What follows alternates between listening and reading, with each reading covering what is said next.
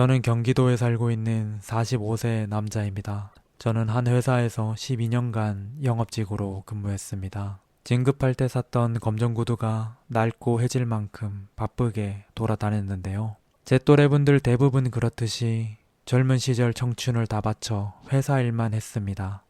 그렇게 회사만 바라보고 살아왔는데 매출이 빠지면서 경영이 어려워졌고 결국 권고사직을 당했습니다. 영업직이라 이직이 수월할 줄 알았는데 현실은 꼭 그렇지 않더라고요. 초조하고 불안한 마음은 있었지만 그래도 남 이야기인 줄로만 알았던 권고사직을 직접 당하고 나니 당황스럽고 참담한 마음입니다.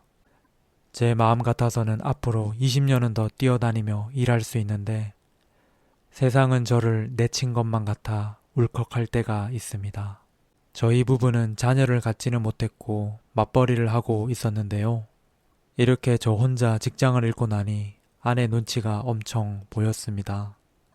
아내는 신경 쓰지 말고 당분간 좀 쉬라고 했지만 얼굴에는 근심이 가득해 보였습니다.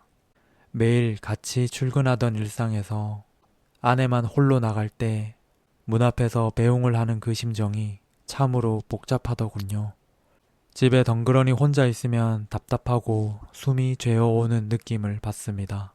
지인을 통해 일자리를 구하고 있지만 경기 탓인지 다들 힘들다고 지금 다니고 있는 사람들도 자리 보존하기 어렵다는 대답만 들었습니다. 한날은 재작년에 다른 회사로 이직하신 선배가 별 기대는 하지 말고 얼굴이나 한번 보자고 하셨습니다. 혹시 구직의 기회가 닿을 수 있을지도 몰라 최소한의 복장을 갖추고 가는 게 예의라 생각했습니다. 다소 설레는 마음으로 셔츠와 바지를 챙기면서 신발장을 열었는데 당황스럽더라고요. 매일 출근할 때 신던 구두를 항상 같은 자리에 두었는데 갑자기 안 보이는 겁니다. 다급한 마음으로 아내에게 물어보았습니다. 여보, 내 구두 어디 갔어? 당신 매일 신던 검정 구두 그거 말하는 거야? 좀 더 신으면 발가락 툭 하고 튀어나오겠더만. 다 낡아 빠진 거 어디다 쓰겠어. 쓰레기 비우면서 버렸지. 아니 그 참 말도 없이 내가 매일 신는 구두인데 물어는 봤어야지. 아내는 짜증 섞인 목소리로 참 애지중지 하시네. 요새는 신을 일도 딱히 없잖아. 뭐 새로 하나 사면 되지. 그리고 하나하나 다 물어가면서 어떻게 일하면서 살림하고 같이 다 하냐? 아내는 무심코 뱉은 말이었겠지만 낡아 빠져서 쓸데가 없다는 그 말이 송곳처럼 가슴에 박혔습니다. 그렇게 버려진 구두나 저나 별반 다르지 않다는 생각이 들었습니다. 분주하게 홀로 출근 준비를 하던 아내에게 더 말을 붙이기는 어려웠습니다. 집에 있으면서 빨래나 좀 돌려놓으라는 말을 남기고 아내는 가방을 챙겨 집을 나섰습니다. 나도 오늘은 나갈 일 있는데.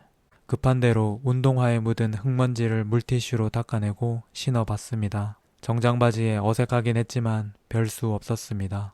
왠지 집에 더 있고 싶지는 않아서 약속 시간이 한참 남았었지만 그냥 집을 나왔습니다. 바람은 잔잔했고 세상은 바쁘게 잘 돌아가는 듯 보였습니다. 쏟아지는 햇살을 보면서 잠시 기분이 풀리는 듯 했습니다. 그러다 크로스백을 들고 지나가는 정장 차림의 남자를 보고 이내 서글픈 마음이 들었습니다. 저도 모르게 그 남자를 따라 걷다가 사람이 몇 없는 카페가 보여 거기서 시간을 보내기로 했습니다. 노트북을 켜고 일하는 사람이 한둘 있었는데요. 다들 바쁘게 살고 있구나. 나도 저렇게 일하던 때가 있었지. 하던 생각이 들었습니다. 구직 사이트와 채용 정보를 검색하다 보니 약속 시간이 훌쩍 다가왔습니다. 오랜만에 뵙는 선배는 그 사이에 흰머리가 많이 늘어나셨더라고요. 짧게 근황 이야기를 나누고 조심스럽게 일자리에 대해 물어봤습니다. 예상하지 못한 것은 아니었지만 당장은 자리가 없다고 일단 기다려보라고 하시더군요. 큰 기대를 한 건 아니었지만 실망스러운 마음을 감추기도 어려웠습니다. 선배가 저녁까지 사주셨고 다음날 회의가 있어 술은 나중으로 미루자고 하시더군요. 제 두 손을 붙잡고 힘내라고 하시는데 목구멍에 뭔가 뜨거운 게 올라오는 듯 했습니다. 밤 9시쯤 되었을까요? 별다른 성과 없이 집에 들어갔는데 아내는 이미 퇴근해서 빨래를 널고 있었습니다. 아내가 저를 보고 할 말이 있다고 잠깐 와서 앉아보라고 하더라고요. 심상치 않아 보이는 아내의 말에 가슴이 철렁 내려앉았고 올 게 왔구나 싶었습니다. 빨래 안 돌렸다고 화났나? 아침에 말다툼은 심한 건 아니었던 것 같은데 설마 이유는 아니겠지. 온갖 생각이 다 들더라고요. 저희는 부엌 식탁에 마주 앉았습니다. 저를 바라보는 아내의 얼굴에는 왠지 모를 슬픔이 담겨 있는 듯 했습니다. 그 순간에 저는 입이 마르고 침을 삼킬 수도 없었습니다. 아내의 눈을 마주보기 힘들어 식탁보에 그려진 꽃무늬 쪽으로 눈을 내리깔았습니다. 아내가 한숨을 길게 내쉬었습니다. 그리고는 제 눈앞에 종이 상자를 하나 건넸습니다.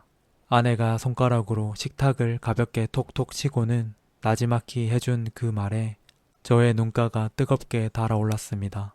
여보, 그동안 고생 많았어. 말없이 자기 구두 버린 건 내가 미안해요. 예전에 그 구두 신을 때마다 발 아프다 했었잖아. 그때마다 나도 마음이 좀 안 좋았어요. 당분간은 구두 안 신어도 되니까 이제 편한 거 신어요. 새하얀 운동화였습니다. 작은 카드에 적힌 글을 보고 저는 어린애 마냥 펑펑 울었네요. 여보, 수고했어요. 언제나 나는 당신 편이에요. 힘내자고요. 아직 우린 젊으니까 새로운 인생 같이 만들어 나가면 된다고 제 손을 잡아주는 아내가 너무 고맙습니다. 돌아보니 저를 생각해주고 위해주는 사람들이 있어 참 다행이라고 너무 고맙다는 생각이 듭니다. 지금 저보다 힘들고 어려운 환경이신 분들이 훨씬 더 많으실 것 같습니다. 이대로 주저앉아 있을 수는 없으니 힘내야겠지요. 저를 포함해서 여러분 모두의 삶이 다시 잘 풀리시기를 바랍니다. 파이팅입니다.